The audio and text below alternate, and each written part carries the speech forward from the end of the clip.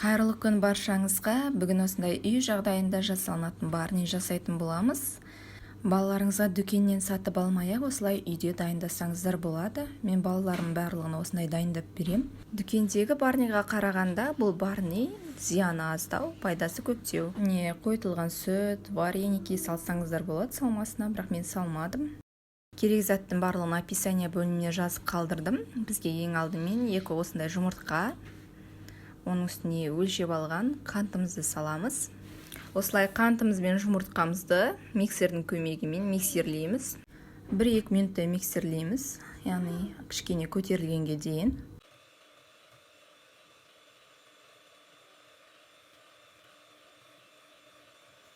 Мінекей осындай болғанға дейін миксерлейміз. Содан кейін жылы сүтімізді, міндетті түрде жылы болу керек. Миксердің көмегімен осылай араластырып отырып құямыз. Еріген үй температурасына тұрған сары майымызды, менде 72-де 5 сары майы. Қопсытқышымызды електен өткізілген ұнымызға салып араластырып қоямыз. Ұнымыздың аздаған бөлігін сала отырып, миксердің көмегімен миксермен араластырып отырамыз. Осылай аз-аздан.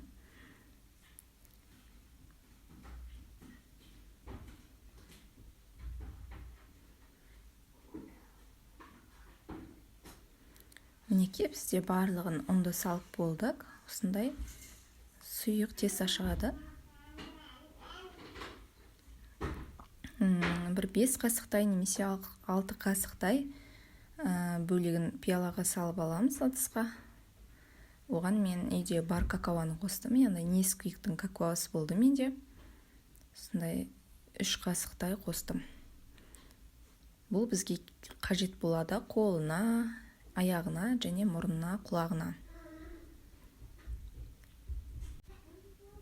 Барни формуламызды осылай майладым. Себебі қолдары, аяқтары толықтай әдем болып түсу үшін сұйық маймен майладым. Алдын ала мен 180 градусқа пешімді қыздырып қойдым. Қызып тұрған пешке саламыз. Мінекей осылай барлығын майлап шығып, одан кейін осындай какао араласқан бөлігін осылай әдемілеп қалташаға құйып осылай жасап шығамыз.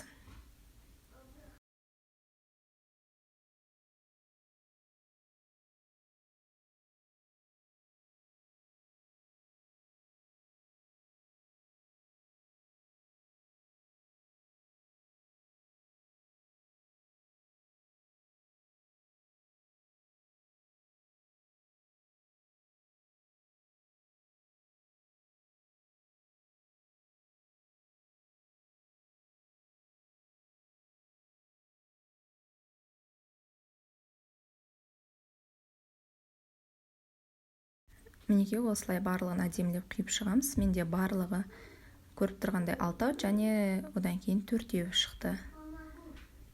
Осылай 180 градусқа қызарғанша дейін пісіп аламыз. Мінекей біздің барниларымыз қып-қызыл болып әдемі болып пісті.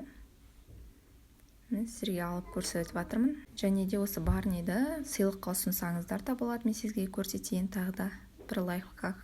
Осылай әдемілеп, мінекей күшті подарка болып шығады. Балаңыздың садигіне де берсеңіз болады. Рецепт ұнаса маған тіркеліп, комментарий қалып, лайк басыңыз.